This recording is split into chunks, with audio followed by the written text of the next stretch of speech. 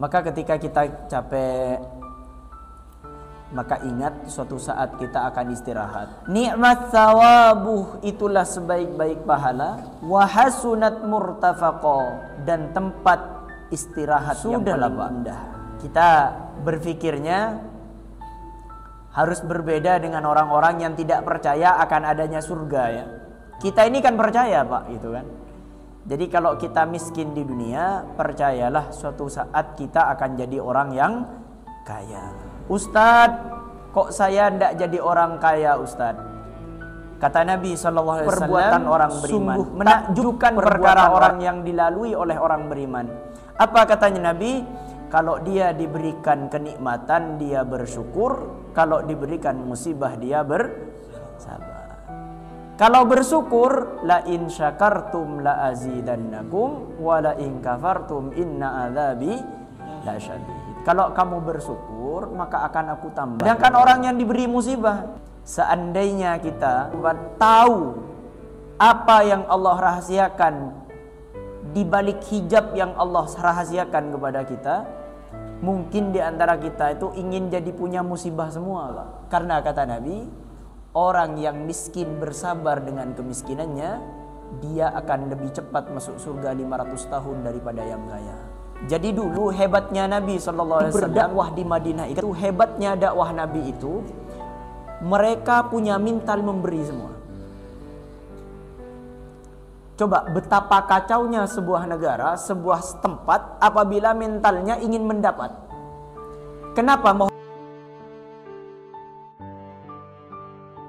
Jannatu adnin tajri min tahtihal anharu khalidina fiha.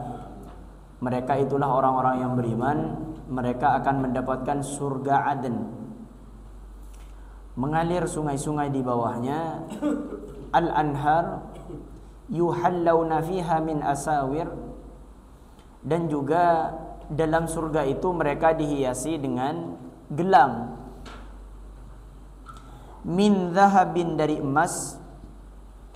Wa yalbasuna siyaban, dan mereka memakai pakaian hijau. Khudron itu hijau. Min sundusin, dari sutra halus, sutra yang paling halus. Wa istabrokin, dan sutra tebal, sutra yang paling tebal. Muttaqiina fiha 'alal araik, sedangkan mereka duduk sambil bersandar di atas dipan-dipan, yaitu pelaminan yang dihiasi dengan bermacam pakaian dan kelambu buat pengantin.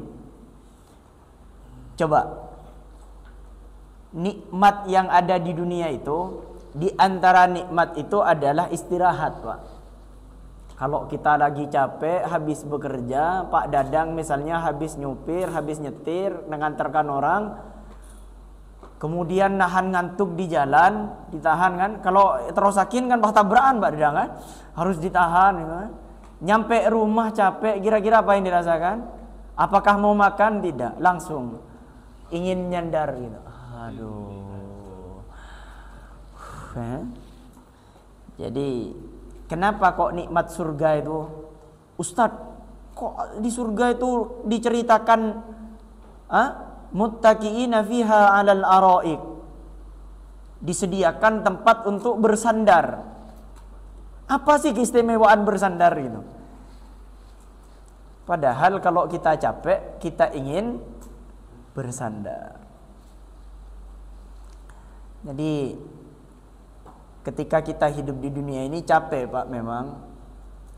Orang mukmin itu capek, orang jahat juga capek. Tidak ada yang tidak capek, Pak. Kalau kita tidak disibukkan dengan kebaikan, maka kita akan sibuk dengan keburukan. Maka ketika kita capek, maka ingat suatu saat kita akan istirahat. Katanya aftar Ustaz, sampean tak lesu Ustaz, mak guna nomornya. Jareng-jareng tedung leso, itu nyanyi sebelum sudah leso, Pak. Di dunia ini tidak ada yang tidak capek. Orang tidur capek, orang makan capek, bekerja capek, tidak bekerja Capek juga, aduh capek saya. Kenapa? Tidak nemu pekerjaan. Yang katanya bekerja, capek saya bekerja. Yang katanya belum punya istri kayak Aftar, Ustaz, kok saya tidak dapat jodoh, Ustaz. Katanya yang sudah dapat jodoh kayak Rohim kan sudah bakalan. Apa kelon melulu kalau Ustaz, Jadi dunia ini tempatnya capek, maka suatu saat kita akan istirahat, bersandar di dipan-dipan yang mana dihias. Dan juga bagi seorang laki-laki yang beriman akan disediakan wanita-wanita yang tidak pernah disentuh oleh siapapun, bahkan dari bangsa jin dan manusia. Nikmat thawabuh, itulah sebaik-baik pahala. Wa hasunat murtafaqa, dan tempat istirahat yang paling indah. Jadi sudahlah Pak, kita berpikirnya harus berbeda dengan orang-orang yang tidak percaya akan adanya surga ya. Kita ini kan percaya Pak, gitu kan. Jadi kalau kita miskin di dunia, percayalah suatu saat kita akan jadi orang yang kaya. Ustadz, kok saya tidak jadi orang kaya Ustadz? Kata Nabi SAW, sungguh takjub perbuatan orang beriman, menakjubkan perkara orang yang dilalui oleh orang beriman. Apa katanya Nabi? Kalau dia diberikan kenikmatan, dia bersyukur. Kalau diberikan musibah, dia bersabar. Kalau bersyukur, la in syakartum la azidannakum wa la in kafartum inna adzabi lasyadid. Kalau kamu bersyukur, maka akan aku tambah, kata Allah. Kalau kamu kufur, maka akan aku azab kalian dengan azab yang pedih. Summa latus'alunna yauma idzin anin. Suatu saat, kata Allah, bahkan kedipan mata yang Allah titipkan pada kita itu akan ditanya Pak semuanya. Telinga yang Allah berikan, mulut yang Allah berikan, semuanya akan ditanya oleh Allah. Kullu kana anhu mas'ula, akan ditanya oleh Allah. Nah, sedangkan orang yang diberi musibah, seandainya Pak, ya saya masih belum sampai kepada iman yang setinggi ini.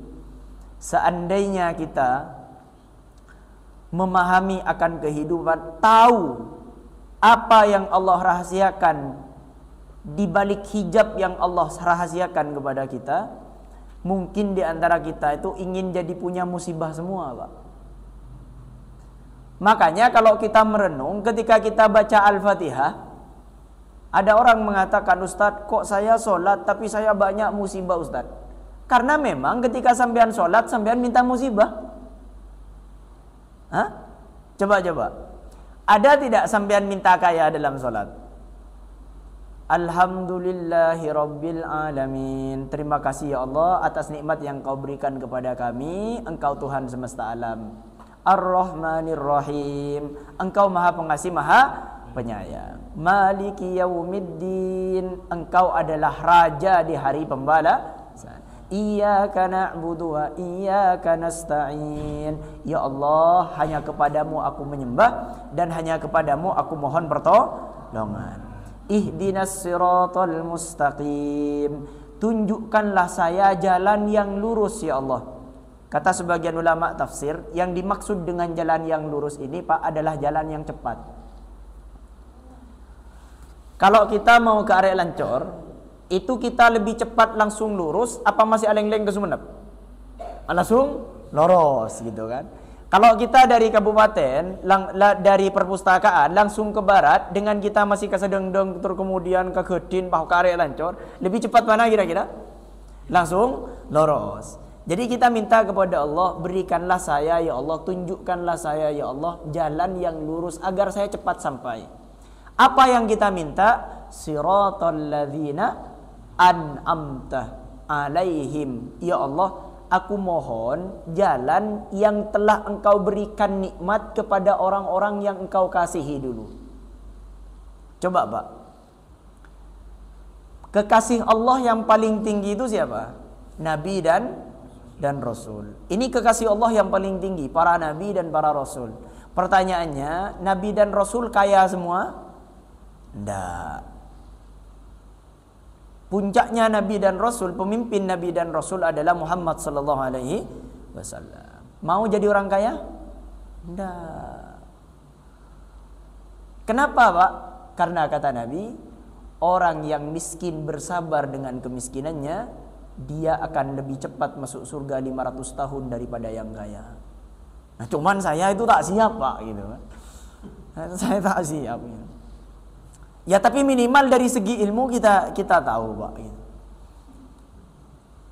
Jadi dulu hebatnya Nabi SAW, ketika dulu Nabi ada di Madinah, itu hebatnya. Kenapa kok Madinah jadi negara yang maju, Pak, waktu itu ya?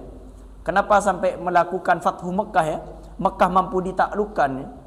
Padahal Nabi ini bukan orang Madinah, Pak. Nabi ini orang Mekah, pergi ke Madinah. Karena Nabi berdakwah di Madinah itu, hebatnya dakwah Nabi itu, mereka punya mental memberi semua. Coba betapa kacaunya sebuah negara, sebuah tempat apabila mentalnya ingin mendapat. Kenapa, mohon maaf, kenapa kok Indonesia ini tidak maju? Karena mentalnya ingin mendapat semua, Pak. Hah?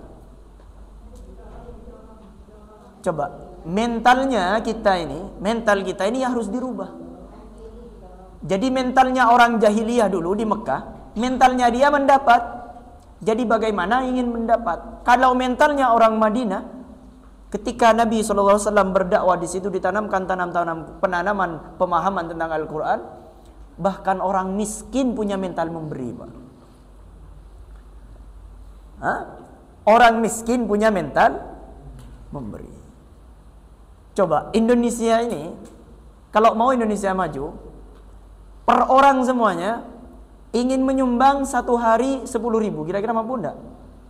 Oke lah, terlalu banyak itu. Terlalu banyak 10.000 itu. Ya mungkin 5.000. Setiap hari menyumbangkan kepada negara 5.000. Berapa orang Indonesia ini semuanya? Data statistik sekarang berapa? Terbaru? 380 berapa? 300 jutaan ya. Itu kali 5.000 per hari, kali 1 bulan, kali 1 tahun. Maju itu, Pak. Ini orang miskinnya ya yang ngasih 5.000 ya, apalagi orang yang kaya. Coba orang kaya itu, setiap harinya mereka itu menyumbang kepada negara 1 juta per orang. Jadi yang miskin nyumbang 5.000 per orang setiap hari, yang kaya 1 juta. Negara kaya kita, Pak. Sekarang mentalnya di negara kita ini yang aneh, semuanya ingin mendapat. Ya kan?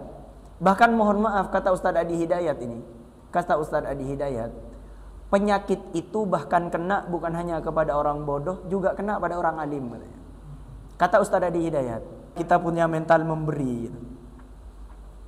Karena yang dipuji dalam Islam itu bukan yang menerima, tapi yang memberi. Jadi saya sangat bangga ketika saya itu bisa memberi pada orang. Nah, ini kita harus latih, Pak. Nah, kenapa organisasi terkaya di dunia ini bukan hanya di Indonesia ya, di dunia terkaya diantaranya adalah Muhammadiyah. Karena mentalnya Muhammadiyah memberi. Tokoh-tokoh Muhammadiyah itu ketika diundang bukan bagaimana beri cabisan, dikasih uang, bukan. Bagaimana abri sombongan. Nah, mentalnya seperti itu. Makanya kata Allah Subhanahu wa taala, nanti balasan terbaik adalah pahala dari Allah, nikmat thawab, yaitu surga. Percayalah dan kita yakin, Pak, setiap sedekah yang kita keluarkan itu dihitung oleh Allah Subhanahu wa taala. Allah tidak pernah lupa terhadap sedekah yang kita berikan. Ini sering saya sampaikan, Pak. Kekecewaan paling terbesar ketika hati kita mengharap kepada selain Allah. Jadi Nabi SAW adalah orang kekasih Allah, tapi Nabi tidak kaya. Bukan tidak kaya sebenarnya ya, tapi tidak mau menjadi orang kaya. Karena Nabi itu bisa jadi orang kaya, tapi beliau tidak mau. Beliau pembisnis, Pak. Nabi Muhammad SAW ini adalah gurunya dari Abdurrahman bin Auf, gurunya dari Utsman bin Affan. Nah, sekarang kita minta kepada Allah, ya Allah, berikanlah saya nikmat seperti orang yang dulu engkau beri nikmat. Siratal ladzina an'amta alaihi. Nikmat-nikmatnya orang dahulu itu ujiannya berat, Pak. Kata Nabi, musibah yang ujian paling berat itu adalah ujian bagi para nabi dan rasul. Ujiannya luar biasa, Pak. Nah, kita itu minta itu, Pak. Setiap sholat kita minta. Makanya orang yang sholat itu bukan tidak punya musibah, tapi punya musibah, cuman Allah berikan jalan sebagaimana para nabi dan rasul juga mempunyai jalan keluar dari setiap kehidupan. Ya tadi, kalau dia diberikan kekayaan, kenikmatan, dia bersyukur. Dia keluarkan hartanya, dia diberikan ilmu oleh Allah, gunakan ilmu untuk mengajak kebaikan. Diberikan harta, digunakan untuk berbagi. Nah, kalau dia terkena musibah, ada contohnya yaitu Nabi Ayub. Kalau dia dibenci orang, ada contohnya Nabi Muhammad. Jadi dia enak terus hidup gitu. Karena dia memahami, kalau saya ini mendapatkan nikmat, maka saya akan bersyukur. Kalau saya dapat musibah, maka saya bersabar. Dan semua itu ibadah dari Allah. Dan semua itu dinilai ibadah. Bahkan kalau kita cek nanti di Al-Quran, innama yuwaffas sabiruna ajrahum bighairi hisab. Balasan bagi orang yang sabar itu tak dapat dihitung, Pak, dari saking banyaknya. Kita masuk kepada ayat pembahasan yang 32. A'udzu billahi minasy syaithanir rajim.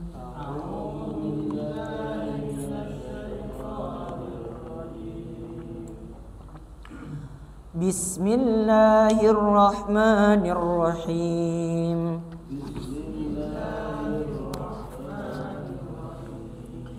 واضرب لهم مثل الرجلين جعلنا لأحدهما جنتين من أعناب وحففناهما بنخل وجعلنا بينهما زرعا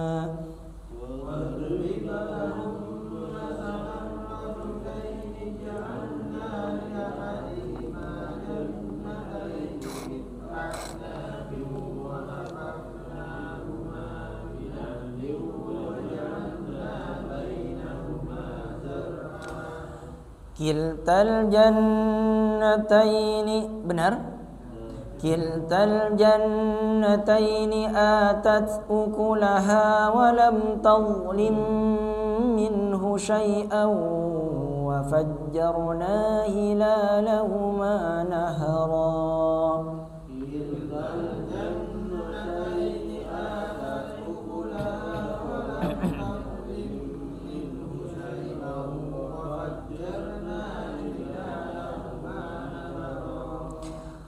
وكان له ثمر فقال لصاحبه وهو يحاوره أنا أكثر منك مالا وأعز نفرا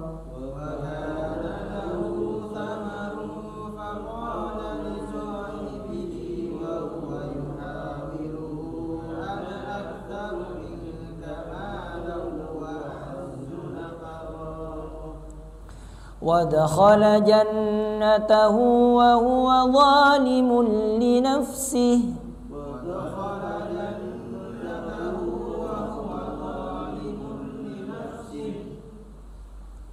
فقال ما أظن أن تبيد هذه أبدا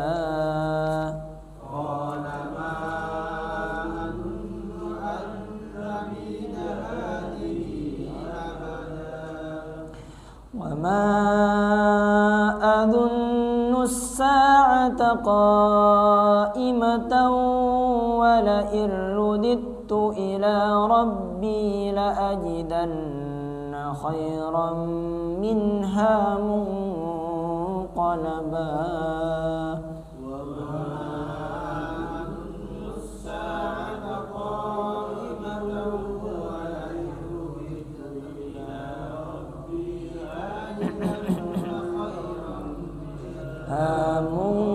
طلبا قال له صاحبه وهو يحاوره أكفرت بالذي خلقك من تراب ثم من نطفة قال له صاحبه وهو يحاوره أكفرت بالذي خلقك من تراب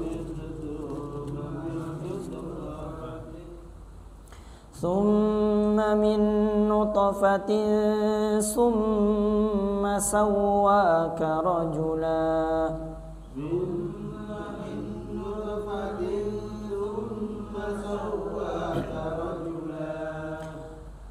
لكن هو الله ربي ولا أشرك بربي أحدا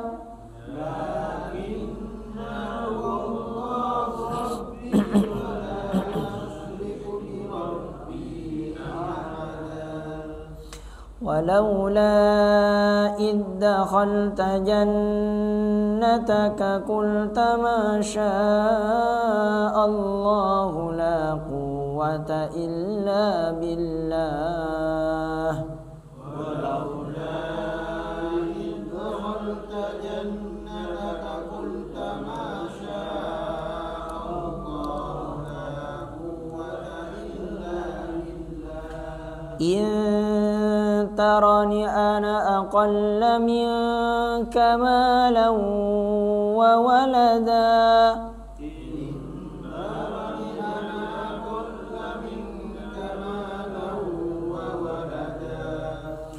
فعسى ربي أن يؤتيني خيرا من جنتك ويرسل عليها حسبانا من السماء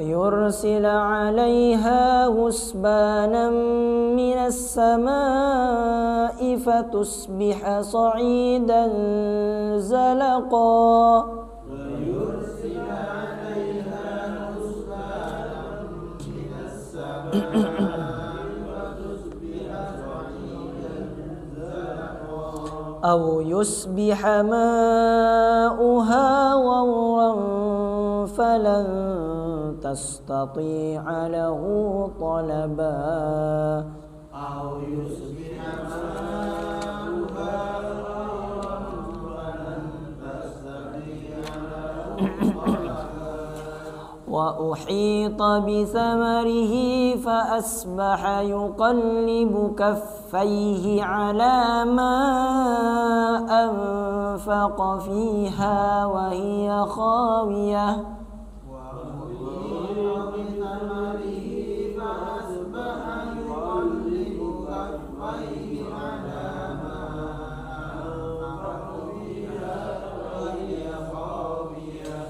وهي خاوية على عروشها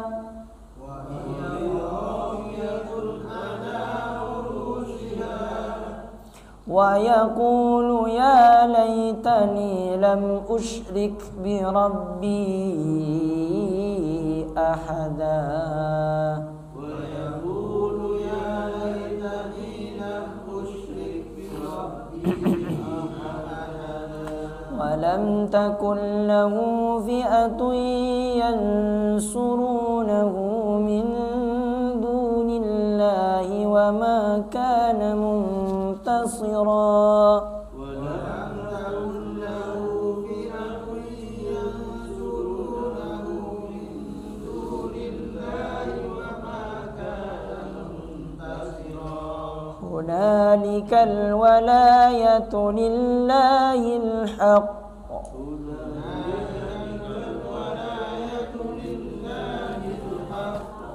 وهو خير ثوابا وخير عقبا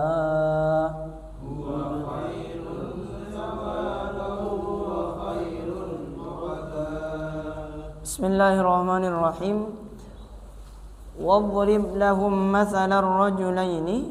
Wadrib, dan berikanlah, maksudnya jadikanlah, lahum, buat mereka, buat orang-orang, buat orang kafir beserta orang mukmin, maksudnya mathalar rajulaini, sebuah perumpamaan dua orang laki-laki.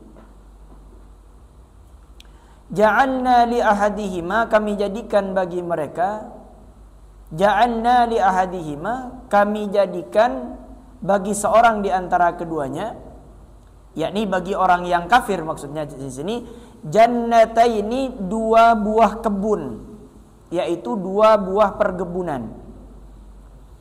Min a'nabi wa hafafnaha, min a'nabin, yaitu dari anggur, wa hafafnahuma, dan kami kelilingi kedua kebun itu, binakhlin, dengan pohon-pohon kurma, wa ja'alna bainahuma zar'a, dan di antara kedua kebun itu kami buatkan ladang. Jadi kata Allah memberikan permasalahan kepada dua orang pemuda, seorang laki-laki, yang mana yang pertama itu orang kafir, yang kedua orang mukmin.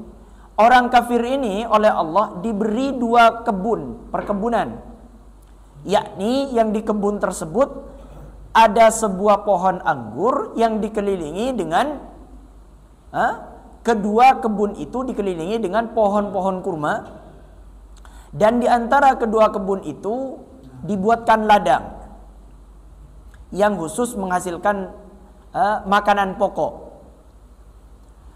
Kiltal jannataini, kedua buah kebun itu, atat ukulaha, menghasilkan buahnya, yakni buah-buahannya, walam tadlim, dan kebun itu tiada dizalimi, maksudnya dikurangi, minhu syai'a, dan kebun itu tiada dizalimi atau dikurangi darinya buahnya sedikit pun, dan kami alirkan, wa fajjarna, dan kami alirkan, artinya kami bedahkan, hilalahuma nahara, sungai di celah-celah kedua kebun itu, yakni sungai itu mengalir di antara kedua kebun tersebut. Wa kana lahu samarun, dan dia mempunyai di samping kedua kebun itu samarun, buah-buahan yang banyak.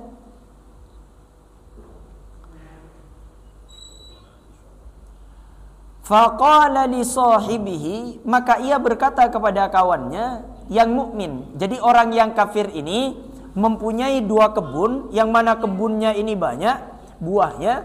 Kemudian dia berkata kepada sahabatnya yang mukmin, apa katanya? Faqala li sahibihi wa huwa yuhawiruhu, ketika ia bercakap-cakap dengan dia.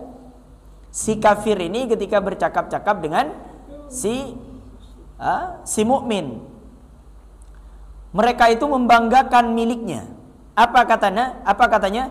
Ana aktsaru minka, hartaku lebih banyak daripada hartamu, katanya si kafir ini. Malau ana aktsaru minka malan, hartaku lebih banyak daripada kamu, daripada hartamu. Wa a'azzu nafara, dan pengikut-pengikutku itu lebih kuat. Yang dimaksud adalah keluargaku lebih kuat. Wa dakhala jannatahu wa huwa zalimun li nafsihi.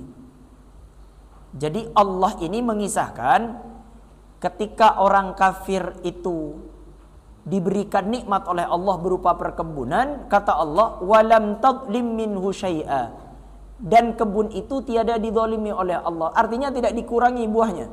Jadi meskipun mereka kafir kepada Allah, tapi Allah tetap baik pada mereka. Tapi berbeda dengan mereka, apa katanya Allah Subhanahu wa taala? Wa dakhala jannatahu, dan dia memasuki kebunnya dengan membawa teman-temannya yang mukmin itu, seraya membawanya sekeliling kebun serta memperlihatkan kepadanya hasil buah-buahnya. Wa huwa zalimun li nafsihi, katanya. Sedangkan dia zalim terhadap dirinya sendiri dengan melakukan kekufuran. Perhatikan. Ketika orang tidak taat kepada Allah, dia itu tidak menzalimi Allah, Pak. tapi mendolimi dirinya sendiri. Kenapa? Karena Allah sudah jadi Tuhan sebelum kita diciptakan, dan Allah tidak butuh pada kita gitu. Makanya sekarang ubah Pak cara berpikir. Ketika kita mau sholat, bukan Allah yang butuh gitu. Kalau Allah yang butuh, maka kita akan menyepelekan. Tapi kalau kita yang butuh, kira-kira begini Pak, yang mengatur kehidupan kita itu siapa? Allah. Yang memberi rezeki siapa? Allah. Yang mengatur kita semuanya. Coba, Mas, sampean asli orang mana? Jepara. Istrinya orang mana? Sidoarjo. Sampean bertemu apa dipertemukan? Bertemu apa dipertemukan? Sampean bertemu dari kecil memang punya inisiatif untuk ke Sidoarjo gitu. Dipertemukannya. Jadi beliau ini orang Jepara, istrinya orang Sidoarjo. Betapa banyak orang itu tunangan dari kecil, ternyata ketika besar tidak nikah sama orang itu. Kita dipertemukan karena kita tidak merancang dari kecil, saya ini harus di Sidoarjo gitu. Begitupun saya ini tidak ada terbersit dulu, saya nanti harus di Pemekasan, saya nanti di Baitur Rahim gitu. Coba sampean duduk di sini pernah terfikir enggak 5 tahun yang lalu? Enggak ya. Tapi tiba-tiba Allah takdirkan di sini. Sampean pernah terfikir enggak bertemu dengan saya gitu? Enggak kan? Tapi dipertemukan. Jadi alam semestanya ada yang ngatur gitu. Jadi kita bisa bertemu bekerja di PLN ya, sampean bekerja di PLN. Sampean ini pernah berpikir enggak dari kecil gitu? Saya akan tugas di Pemekasan, kemudian nanti di PLN, enggak kan? Kenapa? Karena Allah yang ngatur gitu. Nah, ketika Allah yang ngatur, Allah buat skenario kehidupan kita itu seakan-akan kita itu menerima ujian dari Allah, padahal itu nikmat. Perhatikan ya, Allah tidak pernah mendolimi hambanya. Kata Allah tadi, sekalipun orang itu kufur kepada Allah, sekalipun dia tidak mau beriman kepada Allah, Allah tidak pernah mengurangi kebaikannya kepada orang itu. Nah, coba, ketika kita merasa kita butuh kepada Allah, Allah panggil kita. Hayya alas sholat. Ayo ke sini kalau kamu butuh saya, katanya. Hayya alal falah. Akan kubuat kamu bahagia, tenang dalam hidupmu. Nah, kita cara berpikir salah sekarang. Ketika ada adzan manggil, kita berpikir Allah butuh kita. Padahal kita ini mau ngajukan proposal kepada Allah. Apa yang mau diajukan? Rabbi firli, ampuni saya ya Allah. Wajburni warzukni, dan semuanya. Wahdini wa'afini wa'fu'ani. Ya Allah, saya sakit. Ya Allah, saya bingung mau kerja lewat mana. Ya Allah, saya sudah berbisnis tapi rugi. Berbisnis ini rugi. Ya Allah, berbisnis ini tidak tipu. Saya ini mau mulai dari mana? Maka kita minta kepada Allah, wahdini, tunjukkanlah ya Allah. Ya Allah, saya ini punya kekurangan ya Allah. Saya kalau ngomong itu tidak bisa ya Allah. Kalau presentasi di depan saya gugup. Bagaimana ya Allah biar saya bisa lulus gitu kan. Maka kita berdoa, wajburni, tutupan kekurangan saya ya Allah. Tutupi. Nah, tiba-tiba sampean masuk ke dalam, ternyata yang di dalam malah bertanya, sampean dari mana? Dari Jepara. Oh, Jepara yang di dekatnya masjid itu kan. Iya Pak. Nah, dulu saya pernah nyampe ke sana, akhirnya enggak jadi wawancara, jadinya ngobrol. Jadi Allah yang mengatur. Hah? Nah, jadi betapa banyak kan ada orang enggak punya skill sama sekali, kemudian dia berangkat mau lamar kerja, dia sebelum berangkat sholat duha dulu. Nah, akhirnya dia masuk bis, tiba-tiba ada bapak-bapak yang sudah tua. Nah, karena jiwa sholatnya melekat di tubuhnya, dia kasihan, akhirnya disuruh duduk yang si tua ini. Nah, ternyata ketika kelamaan ditanya, dia berdiri membiarkan yang tua untuk duduk. Nah, ternyata ketika nyampe di kantor, yang ada di kantor itu adalah orang tua yang tadi ditolong. Akhirnya dia masuk pekerjaan tanpa tes gitu kan. Cuman di film ini, Pak. Ya. Hah? Jadi kita ini jadi faham ya, bahwasanya kita itu ada yang ngatur gitu. Jadi Allah ini tidak butuh pada kita dan kita yang butuh kepada Allah. Nah, apa kata Allah? Seorang yang kafir ini, dia masuk ke kebunnya, membawa teman-temannya yang tadi, dia perlihatkan kebunnya yang megah, kebunnya yang banyak, kebunnya yang subur tanamannya.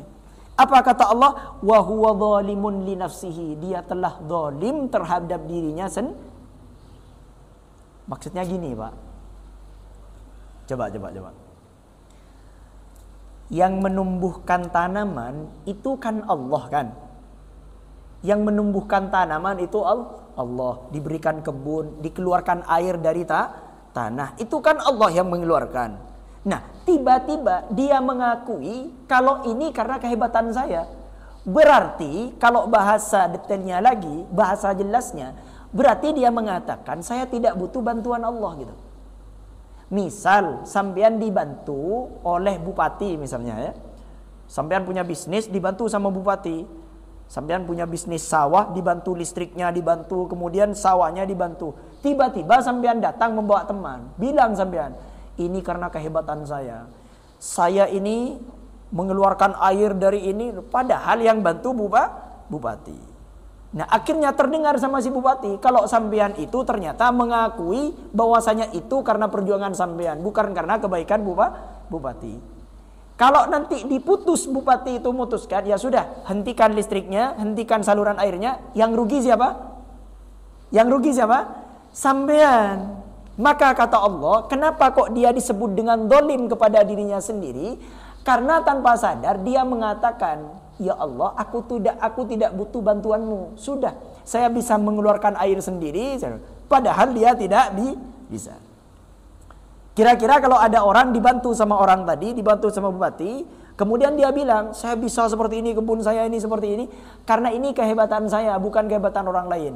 Ketika ketahuan sama bupatinya, yang rugi bupatinya apa orang itu? Orang itu kan? Faham maksudnya? Connect Pak ya?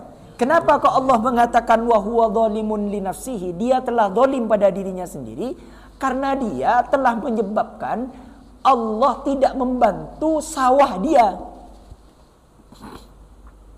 Wah, ini kita Pak. Terkadang sifat seperti ini kita. Pintar ya anaknya. Anaknya siapa dulu kan? Padahal yang membuat pintar siapa? Allah. Kaya ya anaknya. Ya anaknya siapa dulu? Bapaknya kan? Kalau Allah marah, maka Allah akan lepas, ya sudah, karena kamu mengaku yang memberi rezeki anakmu itu kamu, ya sudah, aku tidak mau ikut campur, silahkan kamu urus sendiri. Nabi Sulaiman alaihissalam pernah dipermalukan oleh Allah Subhanahu wa taala. Apa? Ketika Nabi Sulaiman berdoa kepada Allah. Ini meskipun ada yang mengatakan cerita Israiliyat.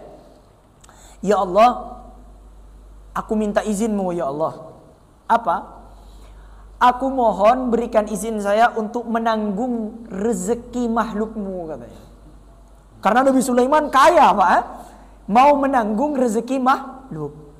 Ya Allah, akan saya mulai dari pantai dulu. Di hewan di laut. Ya sudah kata Allah. Keluarlah satu ikan. Kata sebagian ulama, ikannya ini kecil Pak. Cuman mulutnya agak besar. Akhirnya dilempar makanannya, dimakan sama ikan ini. Dimakan, langsung cepat prosesnya di asam lambungnya, langsung keluar kotorannya Pak. Dimakan keluar kotoran, dimakan keluar kotoran. Sampai yang dibawa makanan oleh Nabi Sulaiman itu habis, ikan ini masih mengatakan, Sulaiman saya masih lapar. Yang lain masih belum makan, diambilkan lagi di istananya, diberikan lagi.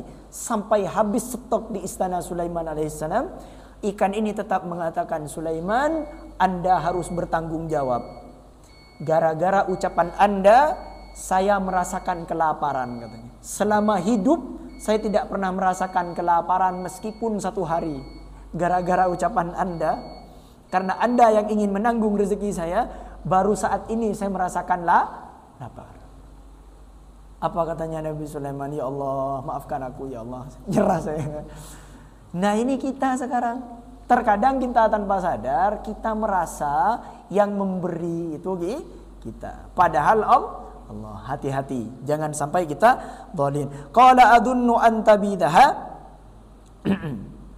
Ia berkata, aku kira tidak akan binasa, tidak akan lenyap. Hadhihi abada, kebun ini untuk selama-lamanya. Dia mengira dengan mereka bangga tadi, mereka mengira bahwasanya kebun itu tidak akan lenyap selama-lamanya. Baik, kita lanjutkan di pertemuan selanjutnya di ayat 36 karena kita sudah sampai waktunya untuk adzan. Aqulu qauli hadza nasrun minallah wa fathun qarib wa basyiril mu'minin. Subhanakallahumma wa bihamdika asyhadu an la ilaha illa anta wa nastaghfiruka wa natubu ilaik. Assalamualaikum warahmatullahi wabarakatuh.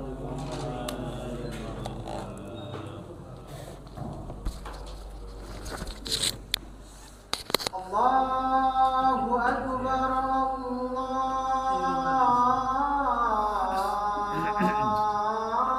akbar, Allahu akbar,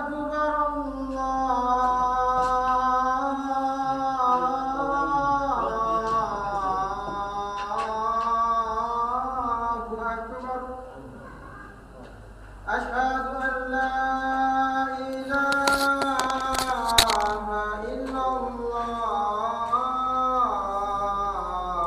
Aftar, aftar bangun tar, tar, aftar, tar, aftar, aduh, jadi ashabul kahfi aftar, aftar jadi ashabul kahfi, nyenyak tidurnya. Saya ngimami di takwa.